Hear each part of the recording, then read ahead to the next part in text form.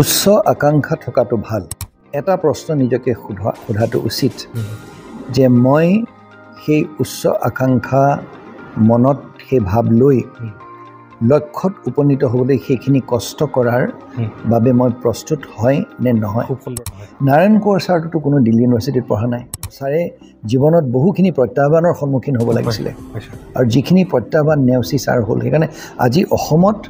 আমি কোনোবা এটুকুৰা জেগাত সেই বাতাবৰণ নাই বুলি কৈ দিলে নহ'ব। সদায় এটা প্লেন বি থাকিব লাগে। ধুনীয়া কথা ছাৰ। কেতিয়াবা মই অত্যন্ত ভাল হ'লেও, পঢ়া শুনাত অত্যন্ত মেধাৱী হ'লেও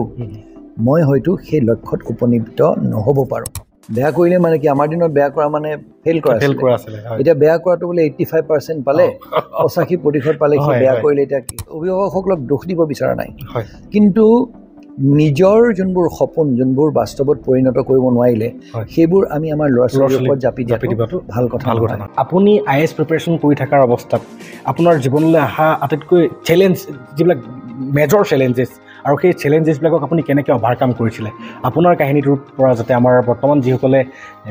প্ৰিপেৰেশ্যন চলাই আছে ভৱিষ্যতলৈ IAS বিষয়া হ'ম বুলি, তেওঁলোকে যাতে এটা অনুপ্ৰেৰণা পায়। চাওক, প্ৰথম কথাটো হৈছে আমি যেতিয়া অসম অসামৰিক সেৱাত আমি যোগদান দিওঁ, আমি প্ৰথমতে সপোনটো সকলোৰে থাকে যে আমি IAS পৰীক্ষা দিম, আমি পৰীক্ষাত আমি উত্তীৰ্ণ হ'ম। উচ্চ আকাংক্ষা থকাটো ভাল, আৰু উচ্চ আকাংক্ষা থকাৰ পিছত আমি যদি আমাৰ লক্ষ্যত উপনীত হ'ব পাৰোঁ আৰু ভাল। কিন্তু এটা প্ৰশ্ন নিজকে সোধাটো উচিত যে মই সেই উচ্চ আকাংক্ষা মনত সেই ভাৱ লৈ লক্ষ্যত উপনীত হ'বলৈ সেইখিনি কষ্ট কৰাৰ বাবে মই প্ৰস্তুত হয় নে নহয়। খুব সুন্দৰ ছাৰ, ধুনীয়া। মনত এটা উচ্চ আকাংক্ষা সদায় থাকিব লাগে, কিন্তু সমান্তৰালভাৱে তাৰ বাবে সেই কষ্টখিনি কৰিব পৰাৰ সেই সক্ষমতা আৰু মনৰ সেই হাবিয়াসো লাগিব। মনোবৃত্তি হয়, সেইটো যদি নাথাকে, এতিয়া বহুত আপুনি পাব যে মই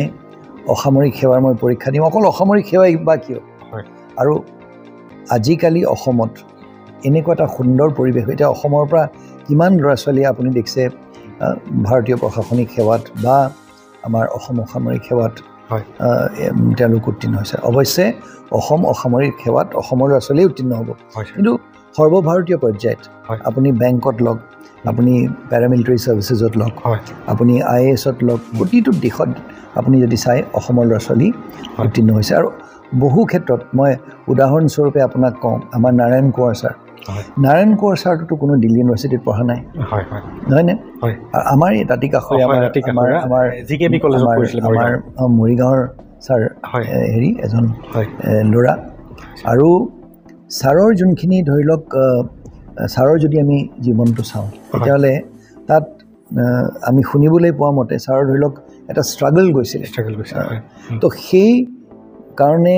যেতিয়া মনত সেই হাবিয়াসটো থাকে, আৰু ছাৰে জীৱনত বহুখিনি প্ৰত্যাহ্বানৰ সন্মুখীন হ'ব লাগিছিলে,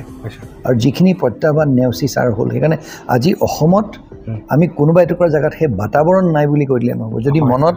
সেই হাবিয়াসটো থাকে, তেতিয়াহ'লে কিন্তু হ'ব পাৰে। আৰু এটা কথা মই ছাত্ৰ ছাত্ৰীসকলক ক'ব বিচাৰিম যে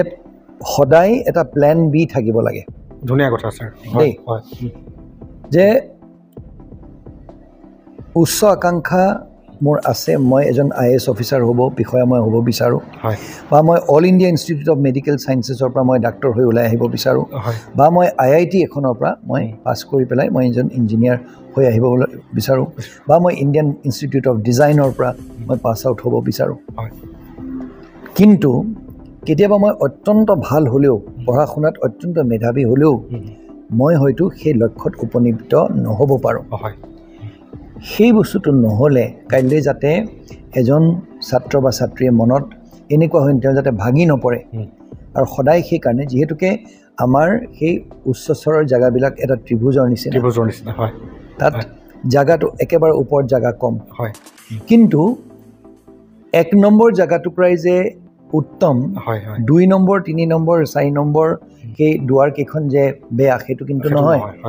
বহুতৰ ক্ষেত্ৰত সেই 1 নম্বৰ তেওঁৰ লক্ষ্যত বা তেওঁৰ জীৱনৰ যোনটো লক্ষ্য সেইটোত উপনীত হ'ব নোৱাৰাৰ পিছত বহুতো এনে ব্যক্তি আছে সেই দ্বিতীয় তৃতীয় চতুৰ্থ দৰ্জাখন লৈও আজি সেই বহুত 1 নম্বৰ হোৱা মানুহতকৈ তেওঁলোক বহুত ওপৰলৈ ওলাই গৈছে খুব সুন্দৰ কথা স্যাৰ সেইকাৰণে সুপৰিকল্পিত এটা নিজৰ জীৱনৰ লক্ষ্য থাকিব লাগে আৰু জীৱনৰ লক্ষ্য কেতিয়াও আগৰ মানে অৰ্জুনৰ লক্ষ্য খুব ভাল কথা চৰাইটোৰ অকল এটা চকুৰ বাদে মই একো দেখা নাই কিন্তু আজিকালিৰ দিনৰ যোনখন আমাৰ কেৰিয়াৰৰ বা আমাৰ চাকৰিয়ে হওক বা জীৱনটোক গঢ় দিয়াৰ যোনখন আমাৰ কেনভাছ সেই কেনভাছখনৰ পৰিসৰটো বহুত ডাঙৰ সেইকাৰণে প্ৰথমটো নহয় দ্বিতীয় তৃতীয় স্থানো যদি আমাৰ যদি তেনেকুৱা 3টামান গোল থাকে বা কমচে কম দ্বিতীয় এটা গোল এইটো নহ'লে এইটো কি এইটো নহ'লে এইটো কি সেই ধৰণে যদি পৰিকল্পনা এজন বিদ্যাৰ্থীয়ে কৰে তেতিয়াহ'লে খুব ভাল তেতিয়াহ'লে তেওঁ জীৱনত কেতিয়াও হতাশ হ'ব নালাগে আৰু এটা কথা যে সদায় যে সেই 99 আমাৰ আজিকালি ধৰি লওক ইংৰাজীটো 95% নে 99% পায় বুলি মই শুনিছোঁ হয়তো প্ৰক্ৰিয়াটোৱে তেনেকুৱা য'ত পায় আমাৰ দিনত মানে ইংৰাজীত 60 পোৱাটো মানে বিৰাট এটা ডাঙৰ কথা আছিল মই আমাৰ মেট্ৰিকৰ দিনৰ বা আমাৰ দিনত ইংৰাজীত অনাৰ্ছ পঢ়া যোনখিনি মানুহ মই তেওঁলোকক মই যিহেতুকে ইংৰাজী সাহিত্যৰ ছাত্ৰ তেতিয়া আমাৰ দিনত ফাৰ্ষ্ট ক্লাছ যদি কোনোবাই ইংৰাজীত গ্ৰেজুৱেশ্যন বা MA পালে সেইটো এটা আৰু সেই ফাৰ্ষ্ট ক্লাছটো মানে যেনে তেনে আপোনাৰ 60 63 বা কিবা 65 মান তেনেকুৱা ধৰণৰ কিবা এটা শতাংশ পায় এতিয়া কি হ'ল আমি দেখোঁ যে মাক বাপেক একেবাৰে হতাশ হৈ যায় কেতিয়াবাতো আমাৰ এনেকুৱা লাগে যে মাক বাপেকক যেতিয়া আমি দেখোঁ যে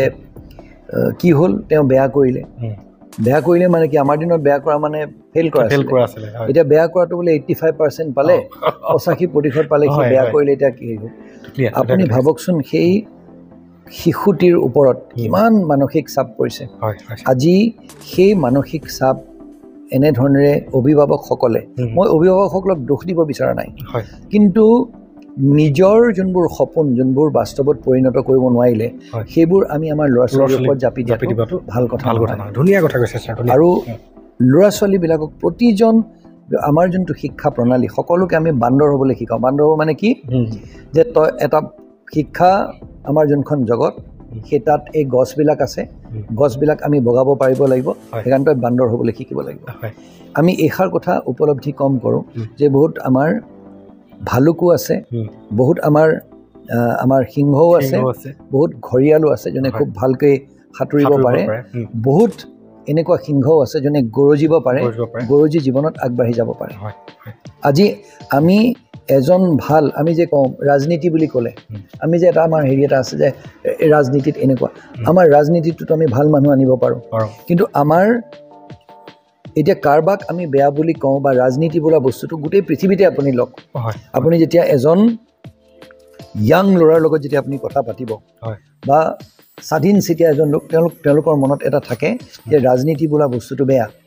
কিন্তু আজি তাৰ বাবে কোন দায়ী আমাৰ সমাজখন দায়ী আজি সমাজখনে আমি যদি এনেকুৱা এটা কৰিলোহেঁতেন যে সৰুৰে পৰা এই ল'ৰাটোক শিকালোহেঁতেন যে তই এজন ভাল লিডাৰ হ'ব লাগিব সেইকাৰণে যিসকল ব্যক্তিৰ স্বাক্ষৰত বা যিসকল ব্যক্তিয়ে কাইলৈ এই সিদ্ধান্তটো ল'ব যে আমাৰ দেশখন কেনেকৈ চলিব আজি এজন নাগৰিক হিচাপে আমাৰ এইটো গুৰু দায়িত্ব